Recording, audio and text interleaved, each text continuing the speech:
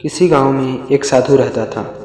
वह जब भी नाचता था तभी बारिश होती थी। इसलिए गांव के लोगों को जब भी बारिश की ज़रूरत होती तब यह उन साधु के पास जाते और उनसे अनुरोध करते कि वह नाचे, और जब वह नाचने लगता तो बारिश ज़रूर होती। कुछ दिनों बाद 4 लड़के शहर से गांव घूमने आए। जब उन्हें यह बात की पता चली कि साधु के नाचने से बारिश होती है तो उन्हें यकीन नहीं हुआ। शहरी पढ़ाई लिखाई के घमंड में उन्होंने गांव वालों को चुनौती दे दी कि अगर हम भी नाचेंगे तो बारिश ज़रूर होगी, और अगर हमारे नाचने से बारिश नहीं हुई तो साधु के नाचने से भी बारिश नहीं होगी।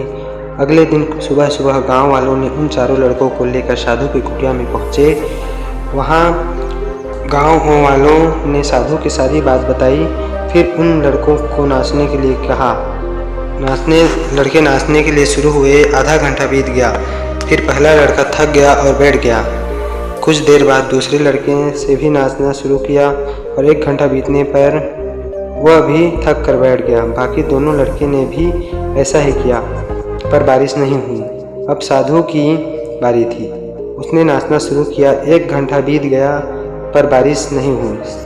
साधु फिर भी नहीं रुका। वह नाचता ही रहा। नाचते 2 घंटे बीत गए पर बारिश नहीं हुई। 4 घंटे बीत गए पर बारिश नहीं हुई। लेकिन साधु तो रुकने का नाम ही नहीं ले रहा था। धीरे धीरे शाम ढलने लगी कि तभी गड़गड़ाहट की आवाज़ सुनाई दी। थोड़ी देर बाद जोरों की बारिश होने लगी। यह देखकर चारों लड़के दंग रह गए और तुरंत साधु से क्षमा मांगी।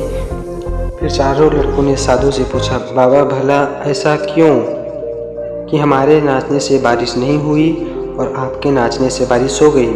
साधु ने उत्तर दिया, जब मैं नाचता हूँ तो 2 बातों का ध्यान रखता हूँ। पहली बात तो मैं यह सोचता हूँ कि अगर मैं नाचूंगा तो बारिश को होना ही पड़ेगा, और दूसरी बात यह है कि मैं तब तक नाचूंगा कि जब तक बारिश न हो जाए।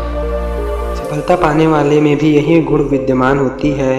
वे उस काम को करते हैं जिसमें उन्हें सफल होने का पूरा भरोसा रहता है, और वह तब तक उस काम को करते हैं जब तक कि उसमें सफल ना हो जाए।